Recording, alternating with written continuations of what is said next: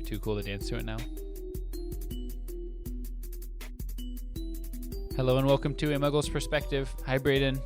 Hi, Rogge. We're here to talk about Harry Potter because Braden just read some chapters that he's never read before. Met a new character. Yes, a new character. Wow, nice. I know who that is. You're on it. Braden's on it. It's whatever time o'clock it is, 11 o'clock in the morning. It's 1 p.m. It's Rufus Scrimgeour. I met him, right? You met him last I met him last episode. Yeah. So who's the new one you're talking about? It's the title of one of the chapters. Ah, yes. Horace. So this Good episode's old going to be Horace. great. We're coming at you live from Cooper's house. It's not Braden's house. It's not Hannah's house. It's Cooper's house. That's pretty accurate at this point. Rachel's in here, laying down on a couch, trying not to giggle. Hannah's sitting on the kitchen floor, not caring if she giggles or not. Hannah told us that she wasn't going to try to be quiet. She has no response, apparently. Braden, You told her to be quiet. So is she? Do you think she's going to do it? I think so. I do. Do you think that's going to be very different from what she would do if I didn't tell her to be quiet? I don't. I think it's going to be a standard level of quietude. Yeah. Yeah, that's what I Just be figured. standard. We've got 4 chapters of Harry Potter and the Half-Blood Prince, chapters 3 through 6. So we might as well jump into it. Do you have any other preamble discussion topics? I don't think so. No? Where did we leave off? We left off with... We're still at Privet Drive, right? When we last we recorded, we're at Privet Drive in chapter 3. Yeah, we start chapter 3. And so at 1 and Privet Drive. 2 are kind of like meeting Rufus Scrimgeour. 1 is where we did that, yeah. The new Minister of Magic. And then in chapter 2, I forget what happened. Is the one that we chapter 2. read together on the air. Yeah. We went to Snape's house. Oh, yeah. So Bellatrix and Narcissa went over to Snape's house because they were going to tell him about the plan, but he already knew about the plan. Dark Arts booty call. Yeah, so then he got mad at them for being disloyal. Like they were going to tell when they weren't supposed to. And basically we found out that Snape is definitely, well, not definitely. 100%. We're sure. Like 80%, 85% sure. That's lower percent than it was last week. I don't remember what it was last It was week. 90%, I think. Pretty sure that he is a loyal Death Eater and has just been spying at Hogwarts. So we're 100% sure Snape is definitely bad, irredeemable. And that leads us back to the familiar confines of Privet Drive. Chapter 3 of Harry Potter and the Half-Blood Prince, Will and Won't. That's not which one I thought that was, but, I'll take it. So, the first thing that we've got here, Harry's asleep. We are greeted by some, newspaper articles and letters. I didn't know if any of these stuck out to you, Braden. They sort of just kind of summed up the last couple of months since we encountered Voldemort and Fudge realized that Voldemort was back. Yeah, so we're talking about Harry Potter being the chosen one. So there's lots of good stuff about that. Articles about Scrimgeour succeeding Fudge. We already know about that. And then a lot of it's just basically protection propaganda on how to defend yourself from the Death Eaters were they to try to attack you in your home or out in public. So this is a stark contrast from the kind of stuff the Daily Prophet was printing last book in Order of the Phoenix, which was all very anti-Harry, anti-Dumbledore. Yeah, they have changed their tone dramatically, and it definitely feels like because of all this, it has that wartime feel that I feel like the whole book's starting like that. Like everyone's in this tense, insecure mood, and it's in the media as well.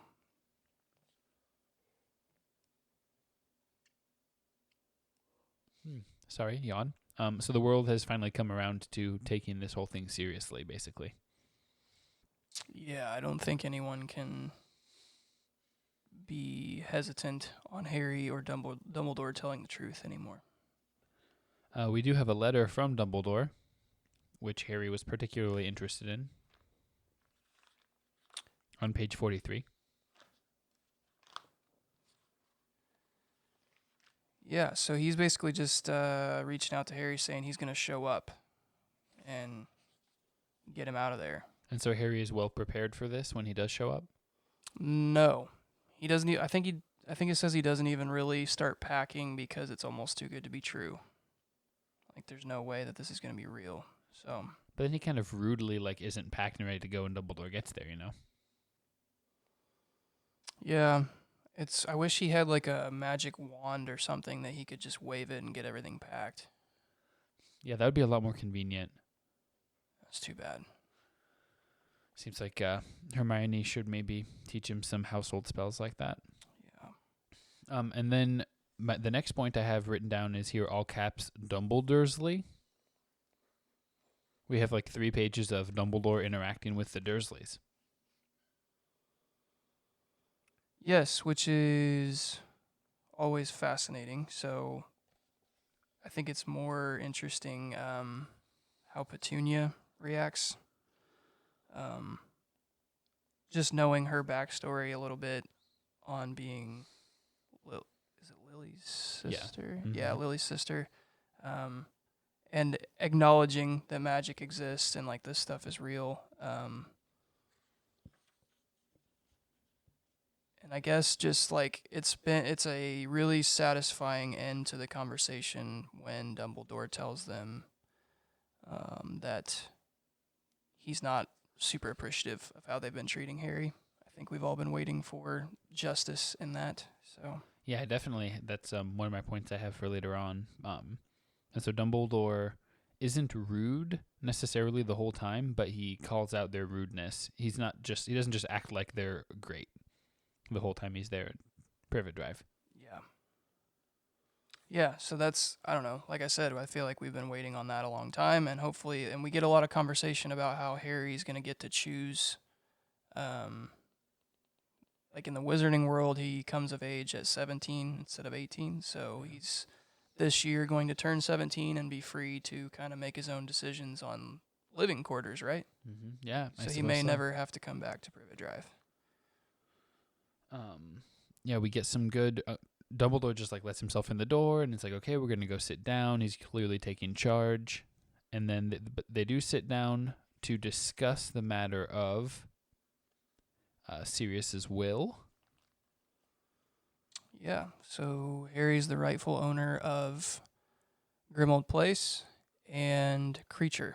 Mm-hmm. And Buckbeak. Who will now be called Witherwings. Smart. He's a wanted man. Yeah. So that'll be cool because Hagrid will get to reunite with Buckbeak / Witherwings. Mm-hmm. But as far as inheriting, Grimmauld Place is not a nice place. It's kind of dark and dingy and evil. Yeah, I wondered what your thoughts are on the relevance of Grimmauld Place and Creature being Harry's possessions now. Yeah. Creature, obviously, Harry's not super excited about inheriting because Creature kind of sucks, but Creature also has a lot of valuable information, having lived in amongst the Order for months. Dark Wizards before that. Yeah, so you can't just let him go wherever he wants. But thankfully, I think Dumbledore said he can just have him work at Hogwarts. Yeah. So Harry doesn't really have to deal with him, but they can keep an eye on him. Yeah, I mean, it's that or have him killed, you'd think. Yeah, and I think Hermione would have something to say about that. She'd probably be pretty chill either way. Did you like the glasses of mead that Dumbledore bewitches and has just smacking the Dursleys until they drink it? Yeah. Dumbledore is actually that friend that's trying to instigate everyone to get drunk. Is that a friend in a typical friend group? Maybe not a typical friend group, but like if you went to college, you typically know somebody like that. I mean, I went to college. You went to Grace. That's college. Grace College. It's called Grace Grace is a College. college, but it's not a public university. Okay, well, that's not what you said. So if you went to a public university, Okay.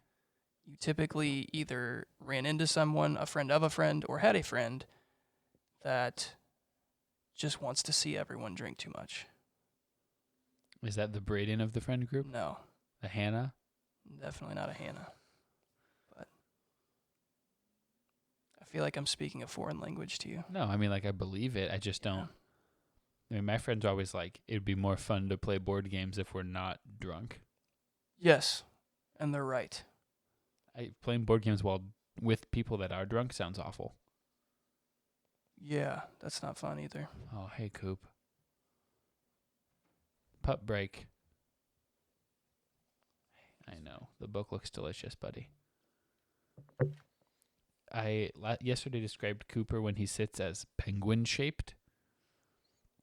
He does have a rather Arctic bird vibe to him when he perches. Very soft. And then the smaller head to the more rounded body.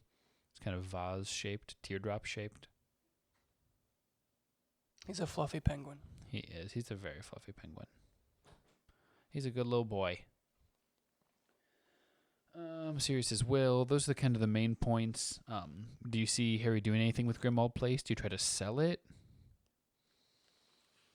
I don't know. I don't know how valuable it could be to the Death Eaters if they were to obtain it. So you kind of just want to hold on to it? Probably should just hold on to it. It's like for tax purposes, you know? Yeah, tax write-off, you know. Maybe. I don't know. Do wizards pay taxes? I would assume so. The Ministry of Magic seems to be the main employer of wizards. So I don't know where they're getting money if not like income tax. Yeah, it just seems like if you had like problems that you would need tax money to pay for, like roadways or something, you could just use magic to fix Yeah, them. but you have to pay the people that work at the ministry. Seems like magic would have a solution for that as well. For paying people? Mm-hmm. Well, gold is one of the 6 exceptions to Gamp's law of elemental transfiguration, right? Hannah agrees. Gold and food and a couple other things you can't just like make appear and have it still be valuable and like real. Someone in the wizarding community just made those rules up. No, they discovered the rules. Okay. It's like the laws of physics, the laws of magic. Gotcha. That makes sense. Does it? No. Okay, good. We do get the fun visual of Creature being in the Dursleys' house. He's dirty, he's screaming. Oh yeah, he's just like banging his head on the floor. Aunt Petunia Bow has a conniption. He's ticked. What's a conniption? Hannah uses that word a lot. What? Oh, Hannah, come here. What would a conniption Come be? on the pod. Yes, you do. That's not true. You don't not know. She's not going to come on the pod, but you could tell me. We what have you another think. microphone. Sorry, I couldn't hear you. You weren't speaking directly into the mic. What's a conniption? Oh, so like that's not like a medical definition? Yeah. Hannah doesn't think it's a medical term. We were going to ask her about the efficacy of using steak on your face when it's been punched. She's still researching it, I think. Put it on the list with how long it would take you to bleed out if you cut off your hand. We'll get there. Oh, I have no doubt. We just won't leave until Hannah answers the questions. How many days would it take for her to get annoyed enough by our presence? I could annoy her with my presence. I'm going back to see George today. Rachel's going back to see George. That makes sense. You guys can't talk if you're not going to have microphones. No, it's just Jeremy's going to be annoyed. It's going to be in the background. It's not going to come through correctly. I'm sorry, listeners. Chad, specifically, I'm sorry that you're having to deal with these shenanigans. Shenanigan? What did I just say? What did I just say?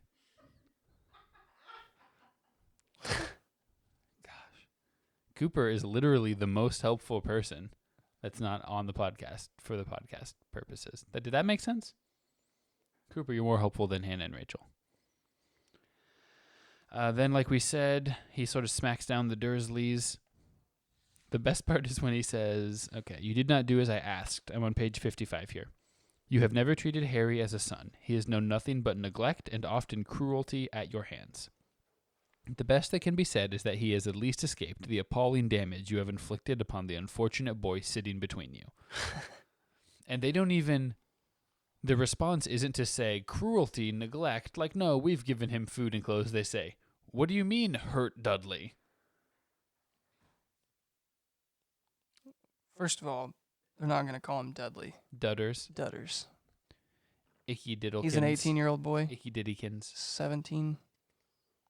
He's a year older than Harry, so he's And 17. they're still referring to him as Dudders. Yeah. Which that was fun watching the Order of the Phoenix movie and how Dudley's portrayed in the beginning of that he's wearing like a sleeveless like jersey type shirt and like has his ears pierced, I think. It's like an athleisure situation. Yeah, wearing like black jean shorts that have like designs all over them. And he's just like a chubby tool. It's a mood. Yeah.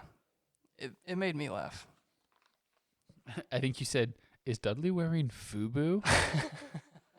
That's the best way I could describe it. He was wearing like a FUBU outfit from like 2006. Well, I mean, welcome to Harry Potter and the Order of the Phoenix. Any other thoughts on chapter 3, Will and Won't? This kind of just wrapped up our Dursley time, you think? You think we're going to think about the Dursleys anymore the rest of the book? I doubt we're completely done with them, but hopefully that's the last time Harry has to come back to Privet Drive against his will. Hopefully. Yeah. And so part of Dumbledore stopping by is that he says he needs Harry's help for something. So that's where they head next chapter. Mm-hmm. Got a couple Do We Cares. Rachel, do you want to come read the Do We Cares? Be like the Do We Care respondent? Was that good or no? Braden, you can't just nod. The podcasts are a strictly audio medium. I think you should just read the Do We Cares. I should just do it? Yeah. What about Hannah? I think Hannah's going to take care of our dog. So she cares about Cooper. Yeah. Okay. Braden, do we care about the new ministry stances? Being on Harry's side, being in favor of increased security against Death Eaters, recognizing the truth. I don't know if we care so much about that. I'm more concerned about the new minister and that there's already rumors that him and Dumbledore don't get along all that well. That's a problem, if that's true. And I feel like where there's smoke, there's fire. It's hard to be on someone's side if they're not on Dumbledore's side. Exactly. Do we care about Dumbledore's blackened hand? Yeah. First mentioned in this chapter. Pretty interested in that. He keeps kind of putting off the story. He says it's a good story. But I think a rising concern as Voldemort gains power is Dumbledore's age. I don't know how long wizards like him live, typically. Like, is it a biblical times thing where, like, he's going to be hundreds of years old, or? I mean, he's described as old. Yeah. I mean, either way, he's, like, old and gray, getting up there in age. And he admits, I think, in this next chapter that he's not as quick as he used to be. As far as, like, reaction time. Yeah. And I would argue that Harry, up until this point, has really needed Dumbledore in tight spots when it comes to fighting against Voldemort. So, yeah, I'm definitely concerned as to what's going on with his hand. I care about that.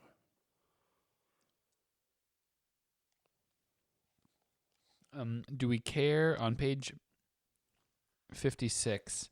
Dumbledore is talking to the Dursleys about Harry being allowed to return once more to the house before his 17th birthday, which will ensure that the protection continues until that time.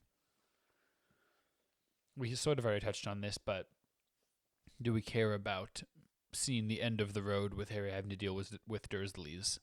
And do you think there's going to be anything interesting to wrap up that storyline?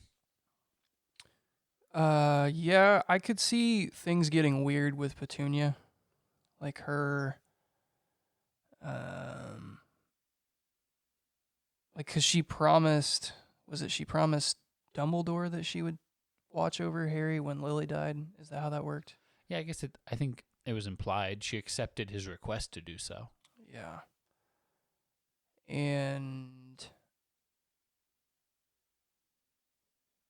I don't know, like, I guess just knowing how this book started with, like, Muggle relations with wizard relations, like, they're not as far apart as I would have guessed. And, like, Voldemort's out there killing Muggles, too. Classic Voldemort. So they're, I don't know, with Harry Potter's fame in the wizarding community, and if that were to sort of get out into maybe even just rumor mill Muggle stuff, like there could be some sort of benefit to be had there from on Petunia's side of like knowing Harry Potter and having him in the house or something. Interesting. So she becomes like a Harry Potter part of his posse.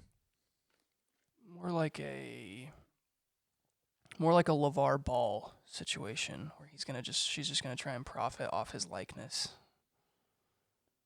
I don't know. That's probably far reaching. I don't think the wizarding community would let it get out that far, but No, I like it. Her on First Take and just arguing with people. yeah. I want to see her and Stephen A. Smith. Harry Potter against Voldemort. Undefeated. Never lost. Do you know that clip? The LeVar Ball clip I'm referring to? Yes. Okay. Then the last one was just about them saying mistreat Dudders. Didn't know if you thought that portended anything necessarily, but we've sort of already discussed that. Unless you have more thoughts on the mistreatment of Dudley Dursley. I don't think so. They have raised him to be a tool, so they do deserve blame in that. Yeah, I think we can all agree about that. Chapter 4, Horace Slughorn, featuring a pretty dope picture of a man/armchair on the top of page 57. Yeah, that's good. I listened to 3 through 5, so this is the first time seeing this picture. I think it's a good one. That's really well done. We start out with, like, in transit. The first several pages are Harry and Dumbledore walking and talking and moving and shaking and getting stuff done. Harry apparates for the first time. Harry apparates. That was going to be a Do We Care? I think, yeah, I could see him learning how to do that this book, right? Because you're not allowed to do it until you've come of age. Is that right? 17. And I feel like he's going to need to learn quicker than that. Just for Harry Potter reasons. Just for fighting Voldemort reasons. Running away from Voldemort reasons. Well, I mean, like, we already learned that Harry's going to be taking private lessons from Dumbledore. Privet lessons. Privet lessons. Lessons on how to be a muggle. They're actually lessons for Dumbledore. He's going to need to... It's mutually beneficial. Dumbledore needs to, like, melt into the wind or whatever. What's that term? Like he's in the wind. Like Dumbledore, he needs to drop off the grid. And so he needs Harry to teach him how to be a muggle. That's why he's learning about knitting patterns. Perfect. But I wanted to ask you about the questions that Harry asks Dumbledore. There's a few of them. Because Dumbledore was like, Harry, does your scar hurt? And then Harry takes that as a reason to ask Dumbledore questions instead. The first one was about Rufus Scrimgeour. It's the first thing that I wrote. Fudge has been sacked. On the top of page 61. He asks if Dumbledore thinks he will be good. Dumbledore says he is able, a more decisive and forceful personality.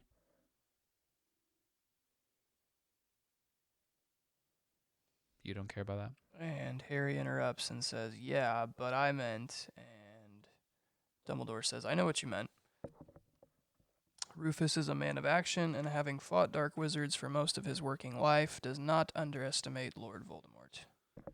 So I feel like he's saying, he'll get the job done, but I'm not a fan of his personally. Or he's trying to just be like, Harry, I respect him, so you should respect him too. Let's not like let his personality get in the way.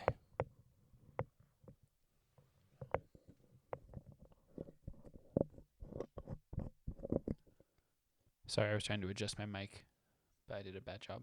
Here, give me a second. Let's pause for a second here, Jeremy. Problem is that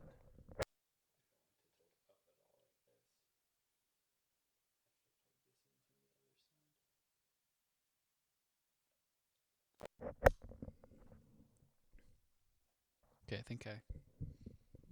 think I like this.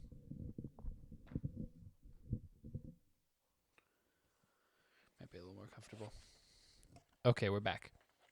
So I think the gist, what I took away from that is him basically saying this isn't going to be another Fudge situation where he acts like everything's fine. Yeah, but doesn't really respond or comment on these rumors that maybe they don't get along that well. So that'll be interesting. Or it's necessarily if he thinks he will do a good job or be a good minister. Yes, he doesn't answer the question. So there's clearly like some backstory there or some sort of, I don't know. I mean, Dumbledore can be a pretty vague guy in general, but it's just him and Harry. Like, I don't think he has a reason to beat around the bush with it, and he kind of does though. So you think there's more to come about Rufus Scrimgeour? We haven't heard the last of him. yeah, I feel like maybe we'll have a character development chapter on Rufus Scrimgeour and kind of learn if there's some sort of connection between him and Dumbledore in the past. Harry asks about his hand. He asks about the leaflet that he got. And Dumbledore basically just mocked it. He asks about Inferi. Did you have any thoughts about Inferi? On page 62. Oh, the like zombies? Yeah. Oh, see on the recording, it's like Inferi. Really? Mm-hmm. That's because you're listening to the Stephen Fry version. Oh, would Jim Dale say it the other way? Jim Dale might say it better. Honestly, if listeners out there are annoyed because we are in favor of Jim Dale instead of Stephen Fry, I don't care. I stand by it. I did kind of like Jim Dale's version better at first, but you said that some people feel like Stephen Fry does a better Dumbledore. Yes. I think I would agree with that. Is it because it's like wispier? Older sounding? It sounds older and wiser, but I will say so far, Jim Dale does a better voiceover of like all the other characters. Yeah. Puts more effort into it. He tries harder. He cares about his job more. So Inferi, That's how it was said in Stephen Fry yeah, Stephen Fry. Stephen Fry's version. Yikes. They are dead bodies that have been bewitched to do a dark wizard's bidding. So zombies. Yeah, they're a little less. I mean, it depends what kind of zombies you're talking about. There's so many zombies in pop culture, you know? So they're not brain dead like you would think of from like Call of Duty or something. They're pretty brain dead. I mean, they're just totally dormant and only do exactly what the wizard wants them to do. So that seems pretty zombie-like to me. I mean, they're not dudes that just wander around moaning the word brains and just trying to latch onto humans, because that gives the implication that they have at least some kind of goal. These are just tools that a dark wizard uses. They're just the bodies. Does that make sense? So it's a zombie robot. Yeah, kind of. Okay, that's fair. A zombot. A Rombi. A Roomba. It's a Roomba. There's literally They're just Roombas. Roombas, which just sit there until they do the job they need to do. Yeah. So just a Roomba. Slughorn's house is all wrecked. Now, did this trick you at the beginning? I did. I had no reason to wonder or believe why Slughorn would fake his own death by Death Eater. So I was just like, oh, well, this guy's not teaching Defense Against the Dark Arts because he's dead. Probably wouldn't have been very good anyway if he could get killed by dark arts. Yeah. So no, I had no suspicions at all. And so the fact that he did fake it, what does that tell you about this guy? He really doesn't want this job. Cooper wants a lot of things. Cooper's here. If you were wishing I was talking about Cooper less out there, bad news for you over the next 2 books of podcasts. My next point that I had is just very general Slughorn impressions. So the rest of this chapter is just Harry, mostly Harry and a little bit of Dumbledore talking to Slughorn, hearing Slughorn talk. What I wrote down is, what's his vibe? What's his deal? What do you think about him? He just kind of comes off arrogant, like he's almost too good for the Hogwarts job. And the more he talks, the more it confirms. Like, it all kind of comes, you're wondering the whole time why Dumbledore would bring, like, why he would see Harry as useful in this situation, but you learn as Slughorn talks, like, he's all about being connected to famous people. Not being famous himself, but just, like, being able to say, like, oh, I taught them in this year, and, oh, I helped them get that job, or he just likes sounding like he's well connected. Takes great pride in that, and so Dumbledore was wise in bringing Harry Potter, one of the most famous people in the wizarding world right now. And I think that's what ultimately convinces him to take the job. Yeah, Harry describes him as, well, he uses a metaphor of like a spider, a giant spider sitting in a web, like pulling the strings and trying to get famous people to do things for him and connect to other famous people and stuff. Yeah.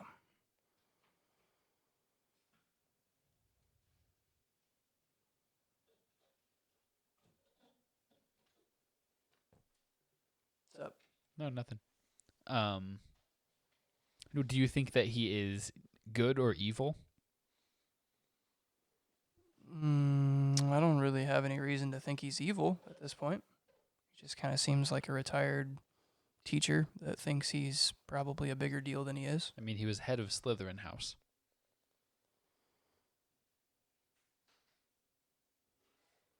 But like before Voldemort, before Tom Riddle, like Slytherin didn't necessarily have an evil connotation, did it? They had like the aggressive kind of conniving reputation, I guess, but like not necessarily evil until Voldemort. Am I right? Think about Salazar Slytherin, the founder. Like, what's he known for? I don't remember. He's known for wishing only purebloods could go to Hogwarts. No Muggle-born students. He's known for keeping a basilisk in the school. Yeah, and then doesn't Slughorn make Half-Blood comment about like Lily Potter Yeah, in this like, conversation? You know, she was a really good wizard or witch. Even more impressive when you consider that she's a half-blood. Mm-hmm. It's like, bro, what? Wait, what? Yeah, so that'll be interesting. Probably not work super well. I would also be curious to see how well he knows Snape and how that interaction goes. Right, because we're assuming that he's taking the job that Snape wanted. He would have been Snape's head of house. Yeah, and just everything we know about Snape now from chapter 2, like, is this going to be Snape's breaking point? As far as Like staying quiet and being loyal. not getting the job again. Yeah. It seems like after everything, that would be wild. I get passed up one more time, Dumbledore, and I swear I'm going to come out as a full-on Death Eater. I still feel like Dumbledore knows.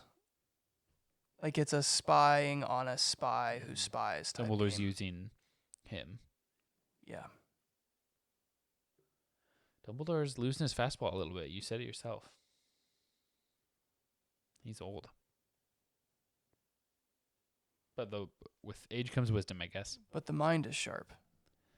Do you think Slughorn's going to is a good teacher from like an educational, pedagogical perspective? I have no idea.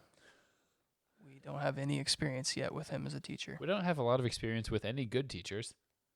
McGonagall, probably. Mm-hmm. Lupin. Lupin was a good teacher.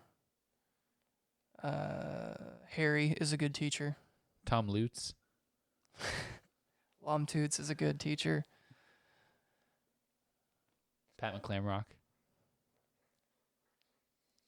Yeah. So, good teachers. Mm-hmm. And then the last point I had about this chapter, so there is a transition before the next chapter to another location. They get to the Weasleys' house, and Dumbledore says, "Wait, let's talk in this shed first." Yeah, which I didn't really understand why that was the best location. Yeah, especially from some, serious conversations. Serious. Because the first thing they conversations. talk about is Sirius's death and grief, how Harry's handling all that.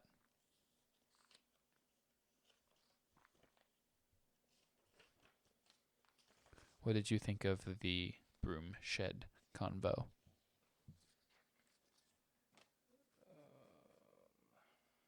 Trying to find the page that it's on. Page 76. Dumbledore says, "I hope you will forgive me for mentioning it, Harry, but I am pleased and a little proud of how well you seem to be coping after everything that happened at the Ministry. Permit me to say that I think Sirius would have been proud of you." I think that it's really important that Dumbledore encourage Harry and give him some confidence. Just after how the last book, Harry spent most of it mad at Dumbledore that he wouldn't even talk to him, wouldn't acknowledge him. So I feel like Dumbledore has finally realized Harry's becoming a man. I need to start interacting with him and preparing him for what's to come. And so this is a good, he's setting the tone early.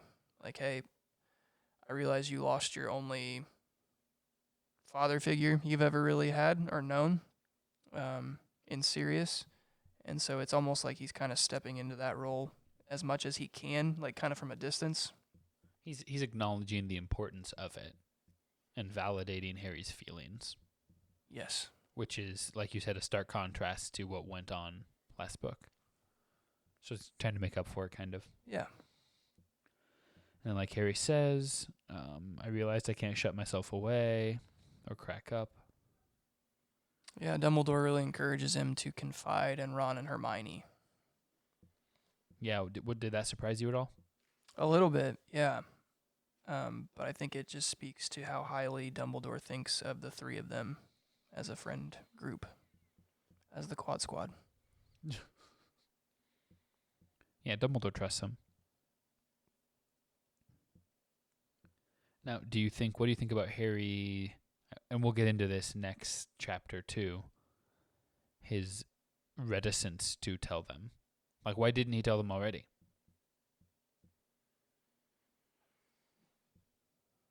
I think he's afraid of getting people too involved to where they will get hurt. Okay, like the lone wolf thing. Yeah. Just there's so much danger involved with the information he knows. And so I don't know, maybe he's just kind of trying to protect Ron and Hermione. I thought it was kind of implied too that he didn't want to frighten them. Yeah. Like he's worried how they would react. Which I don't know. I don't really see any I can't validate that because they've already been through so much together and Hermione and Ron have never backed down. They've always been there to help him. They've been scared, but they've never been yeah, I think you should take this one on your own, Harry. We're going to head back That would be wild. Yeah, we're going to head back to Gryffindor. Then the last thing is Dumbledore says he's going to give Harry private lessons.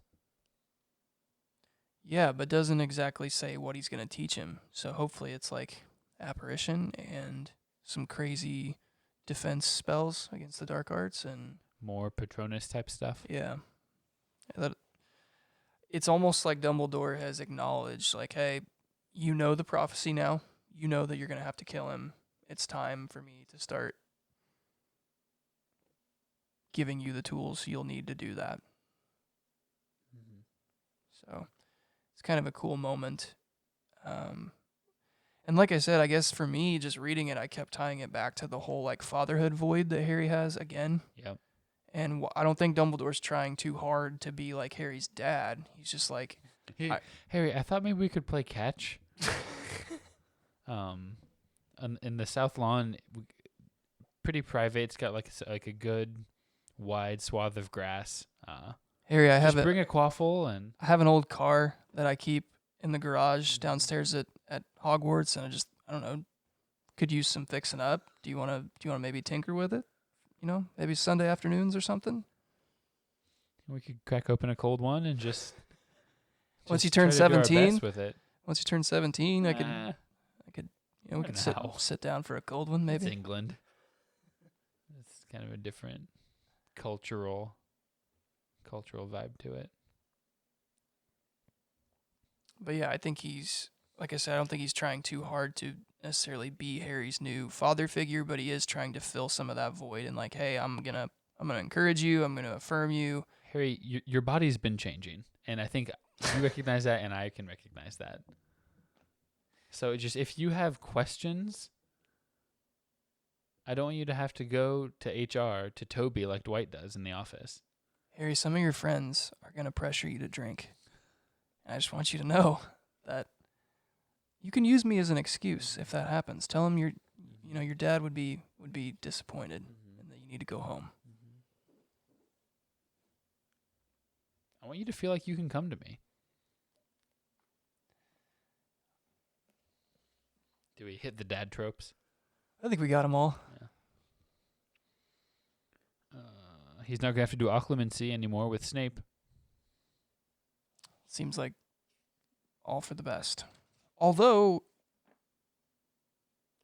since it's fresh in my mind here from watching the movie, it wasn't necessarily all that bad, like, because Harry was able to get into Snape's mind too.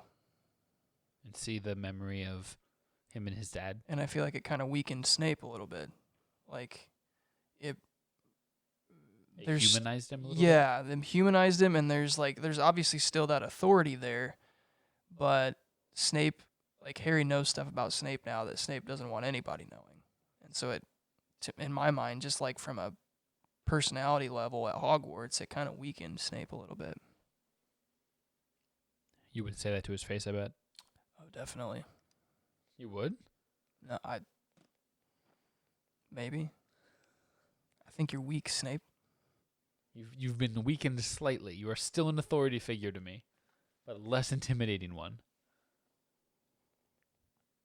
Are you asking me, like, would I say that if I was a student? Yeah. I would not say Yeah. that if I was a student. That No. would be stupid. He would then make my life a living hell in his class. But they don't have to take his class anymore, right? They're done with potions. Well, Harry figures he is because you have to get an O for Snape to take you into 7th year potions, or 6th year potions, I mean. And as we'll see in the next chapter, Harry didn't exactly get a perfect score on his potions exam, Yeah, which is to be expected. right. I think he got an E. Yeah, which is the second best. So is it just going to be Hermione, one-on-one Snape lessons, taking independent potions? Could be. I mean, who else would get an O? Maybe Draco. He really put his finger on the scales for that one. Yeah, probably. Crab and Goyle. It's just Draco, Crab, and Goyle. Chapter 5, an excess of phlegm. But first we do have a howler. You should call into the howler if you want to be on like this person. We'll see if you can recognize who it is, if it's a familiar voice to you. 978-768-8370.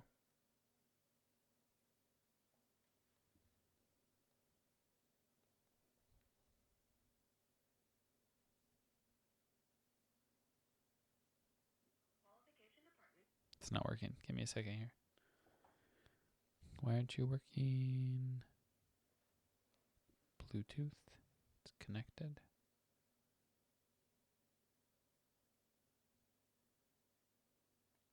Should have tested this earlier. Sorry, Jer. It's on all your credit card accounts. Press 1 now to speak to our qualification department and complete the process. Press 1 now. Is that real? That's the howler? That's real. That's the only one we have. Yeah, it's the only one we have. So the question is, should Muggle's Perspective apply for a credit card? Ugh. Build our credit? Buy a house someday? Maybe we should. Maybe we should. Put the Universal trip on it? Business line of credit? Rack up a bunch of debt. Well, rack up some like mileage points. Yeah. I just thought that it was notable that Muggle's Perspective is now getting calls like that.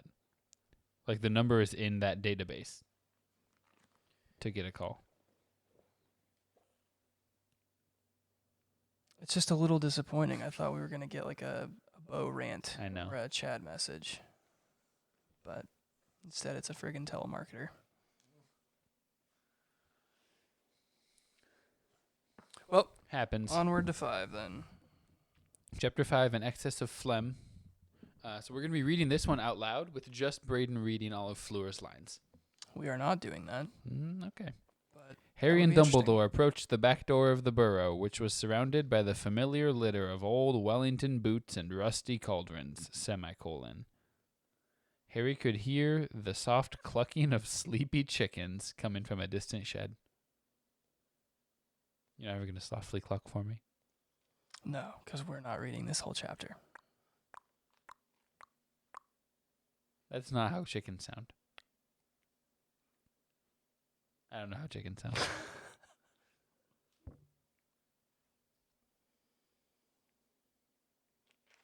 Or should we just skip to the floor sections so you can read them?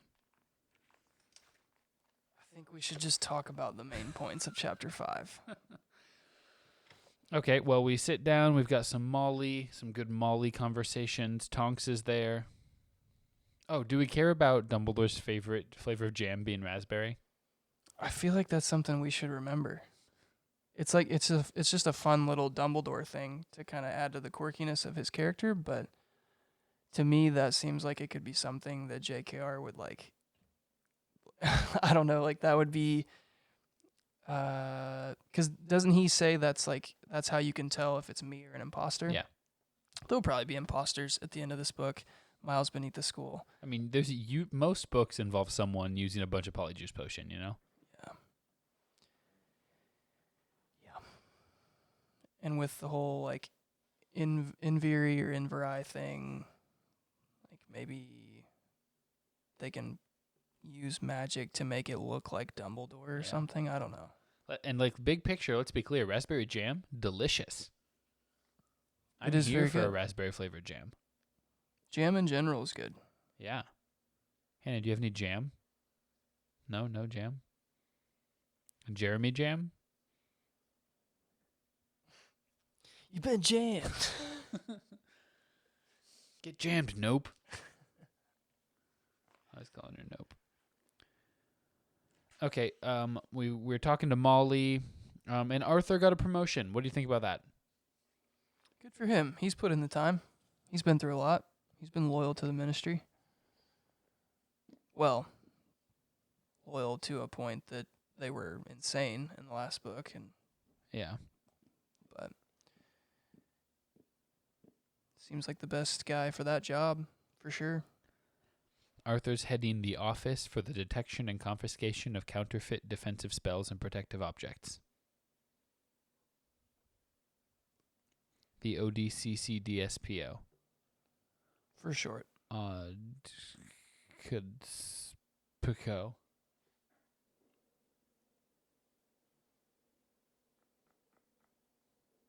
Do we think that's going to improve the Weasleys' financial situation, notably? You would think so. That seems like an important department to be the head of. And is it clear to you why it's necessary for this department to exist? The Death Eaters want to deceive people in any way they can, and so it's almost like a terrorism thing. Like they're just out there making fake products and stuff that actually can be really harmful. Oh, sure. I didn't even think about it from the Death Eater side. I was just thinking about grifters. People trying to make a buck. Oh, yeah, this will protect you from this and that. Like a Yeah, run, I don't mean get situation. that's probably the first and foremost concern is that people are going to be getting. It's going to be one of the like you don't know who to believe or whether it's a legit product, and that hurts the economy. And You almost need to stamp the real things with like a ministry seal of approval. yeah, It's like it's Angus like certified beef, certified Angus beef. it's like bourbon. Like in its history, it's why it's called like they say it's bottled in bond because I forget what time period, but like people were literally just spitting tobacco juice in like a little bit of alcohol to give it like the brown flavor and selling it, brown color, and then selling it. And so like the government enacted a law, the bottled and bond law or no, it was like Colonel Taylor or something started the whole bottle and bond thing. And if that's how like people started only buying bourbon if it said bottled and bond on it because you knew it was legit. Too legit to quit. Yeah. Arthur's been promoted. Anything else notable before Harry goes to bed? I don't think so. We just get into Ron and Hermione are there when he wakes up, and he finally confides in them and talks about the prophecy. Yeah, Ron and Hermione wake him up. I will talk about the prophecy, but I mean the big surprise from this chapter is that Fleur is now heavily involved in the Weasley household. What's going on with that, and what are your thoughts? She's dating Bill. Are they going to be married? I think it said. Yeah, they're engaged. Yeah. That's cool. I kind of forgot all about Bill. So it was just kind of like, oh, yeah, he's a character. He's part of the family. Yeah, he's not around that much, but it looks like he's going to be around more now. Yeah, and the girls of the family aren't huge Fleur fans. Why do you think that is? She's described as very beautiful, and I don't know. It's probably just a jealousy thing, I guess. So Ginny is jealous that her brothers think a different girl is more beautiful than her? I don't know. I don't really know why they're jealous or why they don't like her. They just think that she's overwhelming and annoying. Yeah, I guess so. I mean, like, she's a big personality. Yeah. I think Ginny says that she's like really full of herself. Yeah, she condescends to her, talks down to her sometimes. Yeah. Do you see anything coming of the whole Fleur situation? Like, is that going to become a thing that matters in the plot, or is this just kind of a side fact? Kind of just feels like a side fact to me. Yeah, that's fair. Harry explains the prophecy, and it goes well with Ron and Hermione. I guess we kind of already talked about that, so we don't have a ton more to say necessarily. And the OWL results come in. Yeah, that was going to be my last point here. Harry does, pretty well. Is that what, by your standards? I think so. I don't fully understand all the letters and what means what. So if we go to page 102, it says which grades are passing and failing.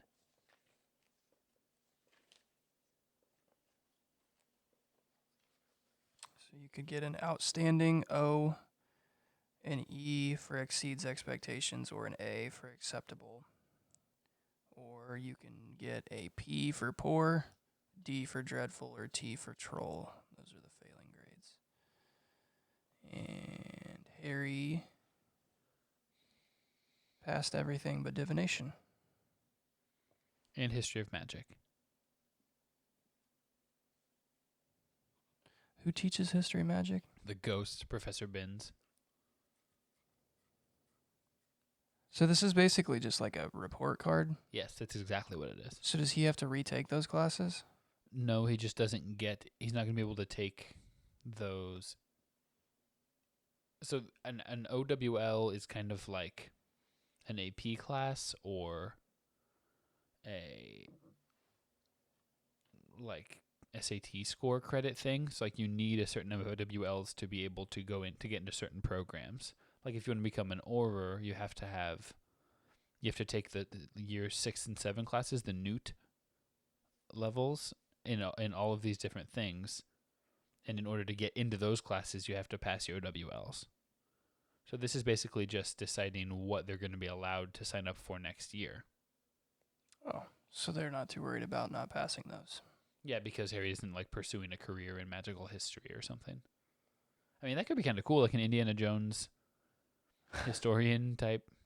I guess it's kind of what a curse breaker is, like Bill. Yeah. But Harry's pretty set on being an Auror. Yeah, but now he can't because he didn't pass. He didn't get a good enough grade in potions to take it again next year. So does he have the option to just go back and try to get a better grade in that one potions class? Or is Oh. it just like he's done? He's definitely acting like he's done. I guess I've never considered that option. I might have to investigate that and get back to you on that. It's you. If you full on fail a class, you definitely can, and sometimes have to retake it. Yeah. Like especially the core subjects, like defense against the dark arts or charms or something like that. Gotcha. So Hermione gets an O on everything except defense against the dark arts. So Harry's actually better than her at that. That would make sense. Harry has a lot more real life experience. Yeah, because there's a practical level to that test. Anything else? I don't think so. Chapter 5 is just kind of a, hey, everybody passed and they're living at the Burrow right now. Couple do we cares here. Do we care about Tonks from the very beginning? And then Harry and Ron and Hermione talk about her later, looking a little down. Blames herself for Sirius's death, maybe? Yeah, kind of, just because, like, I think it's interesting that she's being mentioned so early in the story. So I'm kind of curious to see what happens with that. Do we care about Hermione's black eye?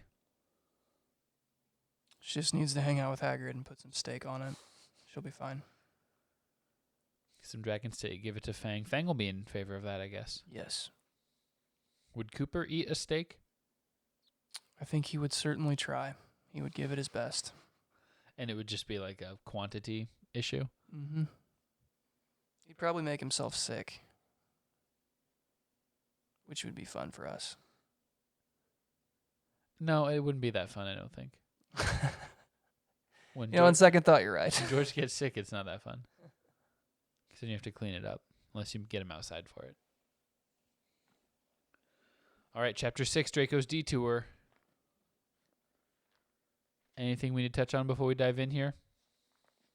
I don't think so, unless you have any more credit card ads to read. Dude, I got a bunch of credit card ads to read. We got sponsored by American Express. Really? Yeah, we're going to do like one of those Tina Fey ads where she's just buying stuff, except it's in... I was hoping it would be podcast Capital form. One, so we could just ask all the listeners what's in their wallet. No. Maybe Samuel L. We're gonna get Jackson would sued come now on the that you said pod. that. We'd only be able to get Spike Lee. And Charles Barkley. Yeah. Man, Draco was terrible.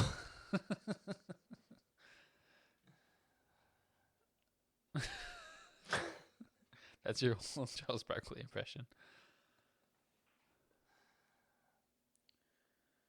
Okay, Draco's Detour. Chapter 6.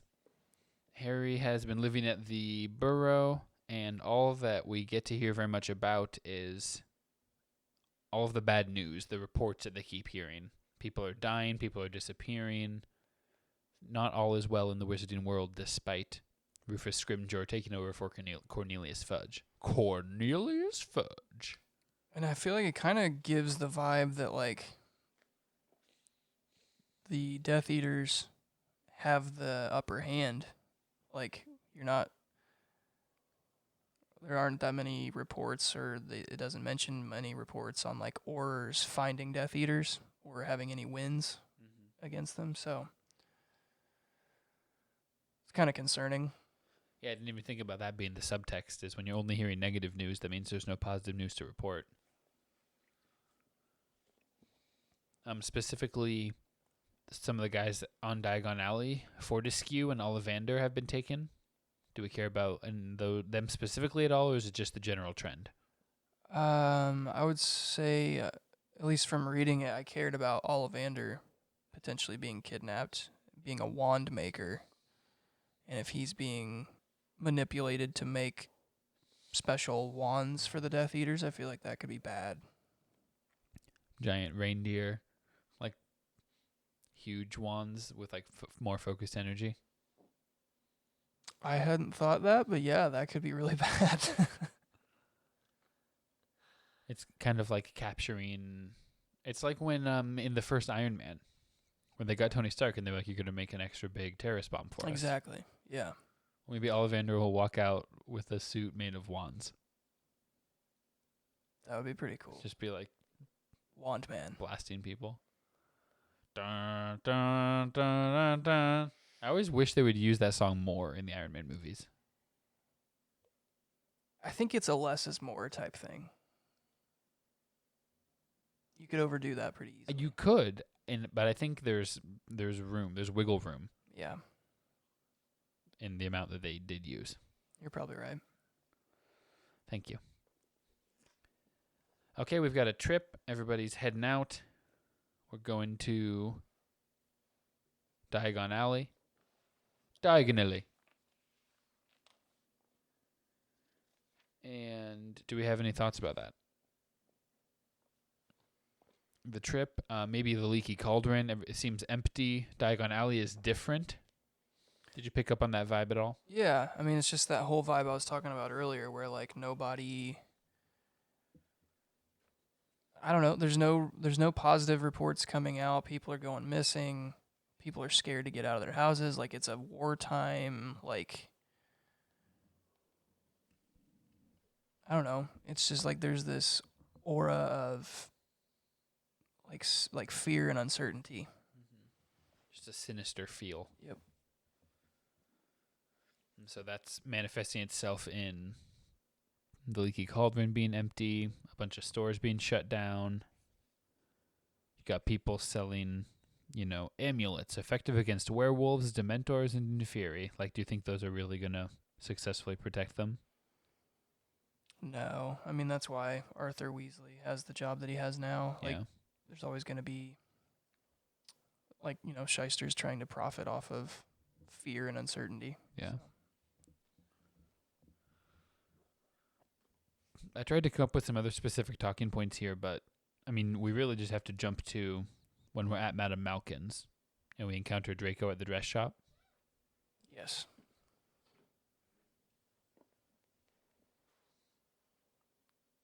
What would you like to say about I didn't know that? if you had... I mean, I think it's weird how much Madame Malkin is like both sidesing. Like, you're both being rambunctious. You put your wands down, and you stop being extremely racist. Yeah. Well, I mean, I would imagine business has slowed down for these people in Diagon Alley. Like, just So with people this is like not... a Republicans buy sneakers too situation. I don't know what that No? is. There's a famous Michael Jordan quote. Like, people were like, why aren't you, standing up more for this or that? And he was like, bro, Republicans buy sneakers too. Like, I want my sneakers to everybody. So I'm not going to alienate anyone. Yeah. I mean, probably. Like, business is probably slower with all the fear and uncertainty surrounding Voldemort. And so it's just kind of like, hey, just talk about the robes while you're in my shop. Like, if you're not going to buy a robe, shut up and get out. Stick to sports. Maybe. Yeah. Yeah, so there's Draco and his mom. And some of it's just like, oh, I don't like you. Nah, nah, nah. And then Harry's like, well, I like at the bottom of page 113. I see that being Dumbledore's favorite has given you a false sense of security, Harry Potter, but Dumbledore won't always be there to protect you. Harry looked mockingly all around the shop. Wow, look at that. He's not here now. So why not have a go? Like, he is so ready to fight her. You might be able to find a double cell in Azkaban with your loser of a husband. Yeah, his confidence level has really ramped up. Yeah. But Draco's good for it. Like, he'll fight too. Yep. I kind of wish they would just let him go at it. Well, Narcissa says, I expect Potter will be reunited with dear Sirius, who is dead, before I'm reunited with Lucius. Like, that's just her threatening his life in public. Yeah, and I think it takes a special kind of person to threaten a child. Yeah, I mean, he's 16, so it's not like he's like a little kid, but still, he's a minor. Yeah, it's still like crossing a line for sure.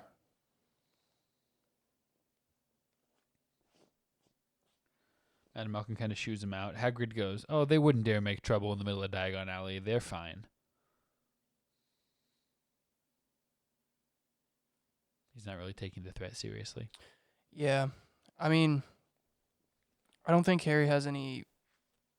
Like, he's just not afraid of the Malfoys. Like, he dealt with Lucius at the end of this last book. Like, I mean, I just think that he's proven that he can handle the Death Eaters in themselves. It's Voldemort that's the challenge. That takes us to WWW. Weasley's Wizard Wheezes.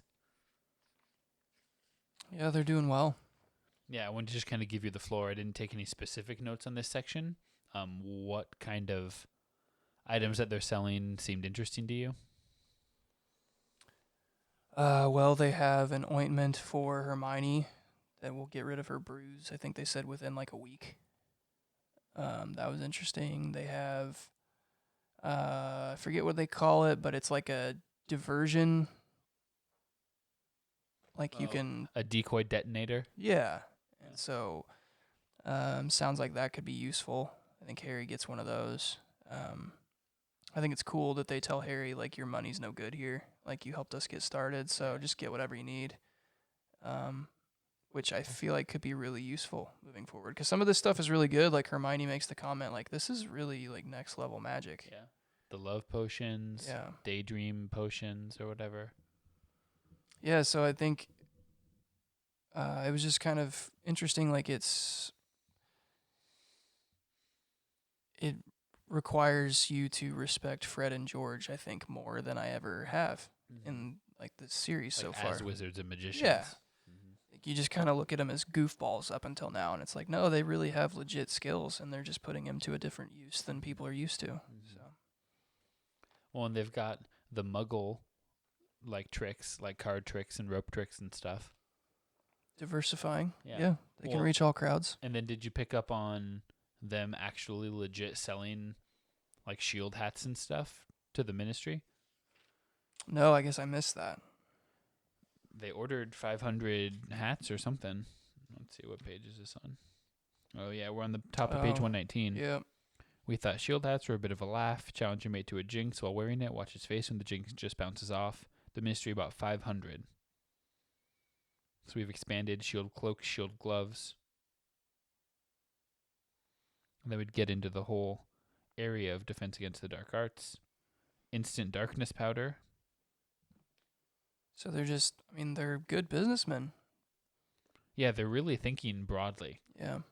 about Well, all kinds thinking of about stuff what they can people need. purvey. Yeah, Yeah. because it's like that isn't joke stuff necessarily. No. It's just magical, useful magical items. Yep. They are not pigeonholing themselves into like, well, we just do Yeah. like prank type You stuff. come for the candy that makes you sick on purpose, and you stay for Peruvian instant darkness powder. Exactly. It's a good business model. Mm-hmm.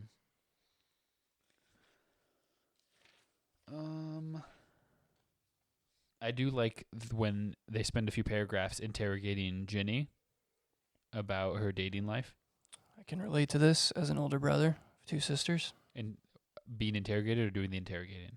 doing the interrogating. Yeah. You want to know. You want to keep tabs. Is it you want to know so that you can go beat up the guys, like, or you're just interested? Just interested and you want to keep an eye on them. Was there ever a time that you didn't approve, Yeah. and what'd you do about it? Nothing really. Just, yeah, kept an eye on it. Like, just, like sometimes the guy that they were with, like I either played sports with or something, like an underclassman on the team. And so Mhm. I would just like make sure they knew that I knew that they were hanging out. Make sure the and- guy knew that you knew. Mhm. Okay, so just kind of like making your presence known, passive aggressively. Yeah, not trying to be like a, like, hey, I'm really tough and I'll kill you type thing, but kind of like, hey, I am aware of the situation and care a lot about my sisters. So let's try and make sure we don't have a reason to get in a disagreement. Like that's how you would say it? No, it's just more just like, I don't know.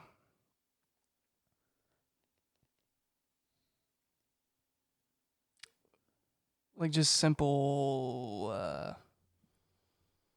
like if it was a guy on like the football team, like an underclassman or something, it would just be like, maybe it was a guy I'd never really talked to before.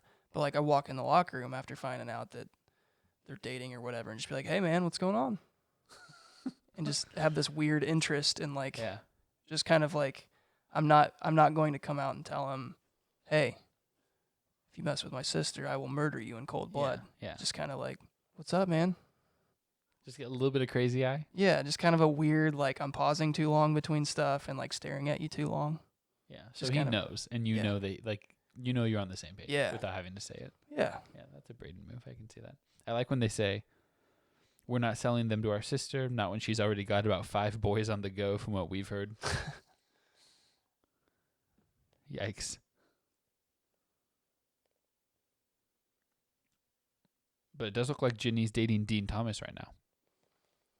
Yeah, and I know that's a character we've dealt with in the past, but I can honestly say I know nothing about Dean Thomas. He's Seamus's best bud. Seamus. He's black in the movies. He's black. He's a black guy. Does he have dreads in the movies? Like No, he's that's the Lee Jordan. Lee Jordan's the one I'm thinking of. Yeah. He's the one when they're in the Shrieking Shack, or not the Shrieking Shack. They're in the Hogshead in the 5th movie, like planning for the DA, and he's like, "Blimey, Harry, I didn't know you could cast a Patronus charm." Oh yeah. Mhm. Okay. Cool. Yeah, he's in Harry's grade, one of his buds. Cool. Dean Thomas Keep is an cool. eye on him. I think Hey, Fred and man. George are. You know. Yeah. What's Yeah. up? What's up, Dean? What's up, Dean? How you doing, man? What are you doing after school? Huh? What do you anything you're not doing after school, Dean? Nothing specific? Yeah. Do we care about pygmy puffs? Oh. Page 121. Miniature puffskins.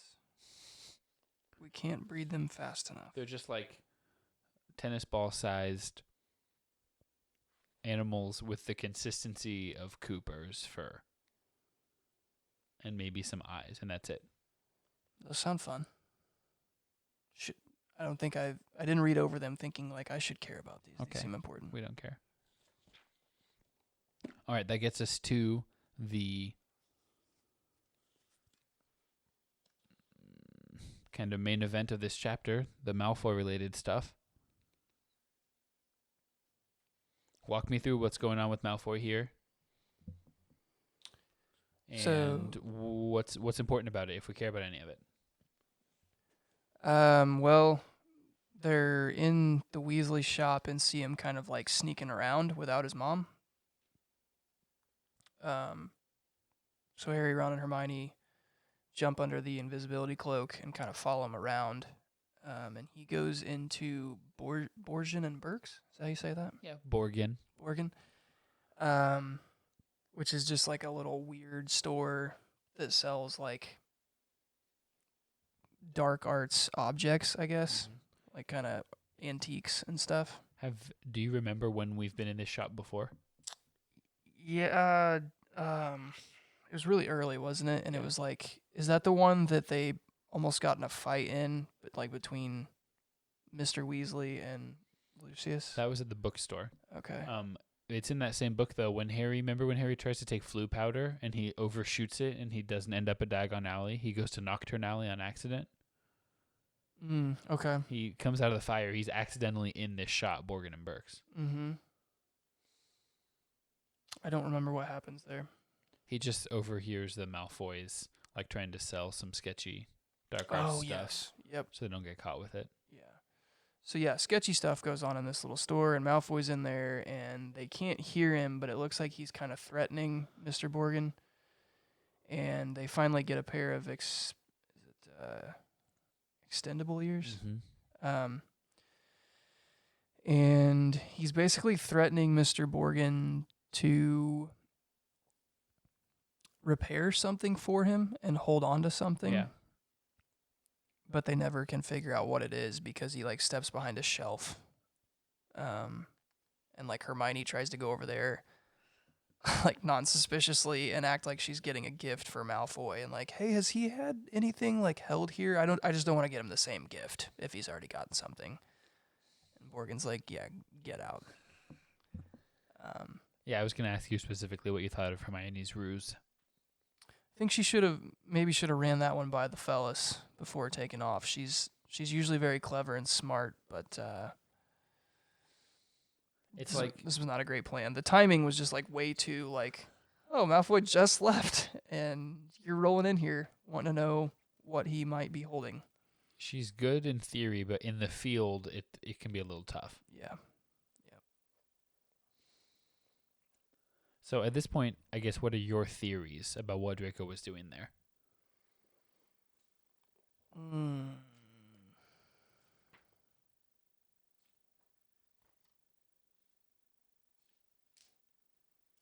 really don't know. I mean, it's like I don't know if it's an old wand that he found that maybe could be repaired. It was like owned by some evil wizard or something. He talks about like how he couldn't walk out of the store with it. You know? He says, how would I look carrying that around? So some sort of weapon, I would think. He needs him to repair a battle axe. Like a bazooka, a magical yeah. bazooka. Yeah, I mean, it has the connotation of being like dangerous, like not something you could carry around in public. Yeah. Well, I mean, that's why he's at a sketchy shop. He's a sketchy bloke. Yeah. So I don't know. I'm thinking some sort of weapon that he either found or maybe Lucius brought back from something and he like stole it from Lucius. I don't know. Yeah. Yeah, you just don't know what all kind of stuff you can find at Malfoy Manor or the Malfoy's house. Lucius has been collecting dark arts stuff for who knows how long. Yeah. Yeah, I guess that's about where we are on that. Do we care here? Do we care about Harry being named Quidditch captain? We do care because that will mean there's going to be more Quidditch in this book, I would think. And maybe more Quidditch in the next movie. And I've missed me some Quidditch. Ready for some more Quidditch? Because it got cut short in the last book with Harry getting suspended. Right. Yeah. Right. So he's had a lot of time off. Will he come back the same player? Mm-hmm. Or do you think it's going to be where, like, the time his body's gotten right, you know, every Quidditch player has some kind of injury. And so it's just about, like, managing that. Yeah. Pain management. Yeah. Yeah. Maybe the Weasley twins can help with that. I bet. They're not pigeonholing themselves into any one industry. No. They probably have CBD oil. Yeah. They'll get your head in the right place for a Quidditch match. I mean, but I think the interesting thing for me is that it puts him in charge of picking the team. Oh yeah, I kind of forget that like there aren't coaches. It's just like he's the coach. Yeah. Wood was the coach. That's wild that there aren't coaches. Yeah. So like, do you pick Ron? That's gonna be weird because Ron's not that good, but he's your best friend. Do you hold real tryouts? Do you hold a sham tryout and just you're gonna pick Ron anyway? Yep, that's gonna get awkward, I think. Because I mean, I feel like Ron got a little better, but he's still not very good. He gets nervous. He needs the CBD oil. Yeah. He needs the THC too. Oh yeah. So that's interesting. Hagrid, do we care that Hagrid was their bodyguard in this chapter? Any Hagrid stuff? I love Hagrid, but I feel like he's not aware enough to be the bodyguard that they need. In a fight, you want Hagrid. Oh yeah, no, he's the muscle, and you want him there for that. But as far as like thinking ahead, Yeah. situational awareness, Mhm. like probably not the best candidate. Do we care? We already kind of went over the specific joke items. You felt like the decoy detonator was going to be useful. Yes, I do. Anything else from the store? I'm trying to remember all the stuff.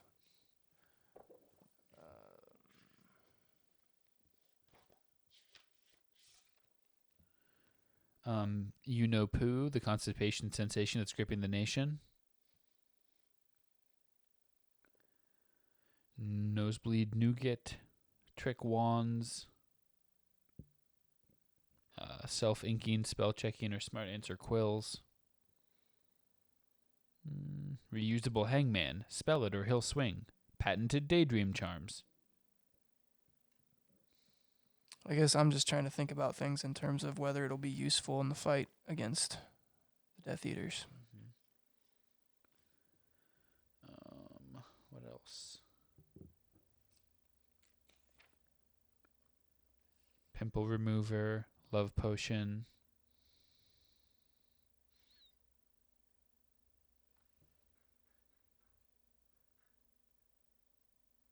Decoy detonators. So yeah, we're really just thinking about the practical stuff.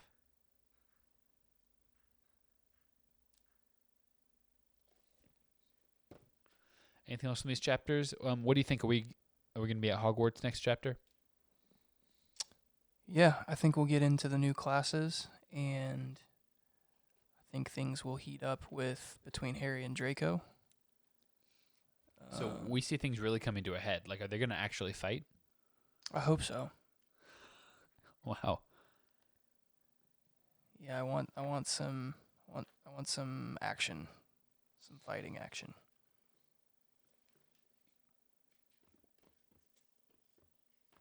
Is Hagrid still teaching? Why wouldn't he be? I don't know. He kind of stepped out for a while to take care of the giant situation, so didn't know if he would resume his post or just go back to gamekeeper. Well, yeah, that's the question. Is Grop still in the forest? Ooh.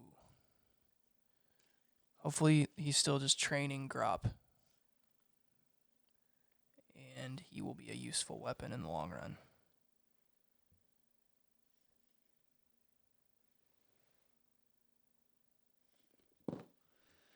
Yeah, I mean, I guess if he developed a certain set of skills, he makes Hagrid look situationally aware. He makes Hagrid look like he's on top of it, but he also is going to be a big help in a fight. Yes. So maybe that's what Draco is trying. Maybe it's some sort of like giant controlling device. He has a big old remote control. Or it's just a big TV like remote. a shot collar. Yeah. Could be. I don't know. How would I look carrying that down the street? It's a legitimate concern. Yeah, maybe. Well, if you have any legitimate concerns, please give us a call. Shoot us an email, an Instagram direct message. We'd love to hear from you. We always want to hear from our listeners. We need to use more sounds. We didn't use these sounds enough. That was about Braden's take on Hagrid being dumb. Too dumb to be helpful. Yeah, thank you guys for listening. Thanks for staying with us. Thank you to Cooper. He's been a good boy through this episode. He has honestly been a really good boy. Thank you to Rachel and Hannah for being surprisingly quiet because they've been sleeping most of the episode. Thank you for making us breakfast. That was appreciated. Thank you to Jeremy and Jessica. Thank you to Chad was mentioned. No, thank you to Bo. Called us morons last time. So I love it. no thanks to Bo. All right, we will see you guys next week for chapters 7 through 10 of Harry Potter and the Half-Blood Prince. Oh, we didn't beef. What's your beef? What am I beefing about from these chapters? A lot of beefiness. A lot of potential beefiness. We think Slughorn is a little sketchy. Oh, wrap it up. Thanks, Rachel. We already ran the end of the chapter convo. We're trying to wrap it up. Braden's beefing. No, I am not trying to beef. You are making me beef. I'm making him beef. Don't pressure him while he beefs. He's a shy beefer. Braden's beef! I'm beefing that Dumbledore wasn't more stern with the Dursleys when he told them he wasn't appreciative of how they've been treating Harry. Yeah, it was very kind of a British, like, standoffish, passive-aggressish. Yeah, definitely. That's my beef. Thanks for the beef, Braden. Thanks for listening, guys.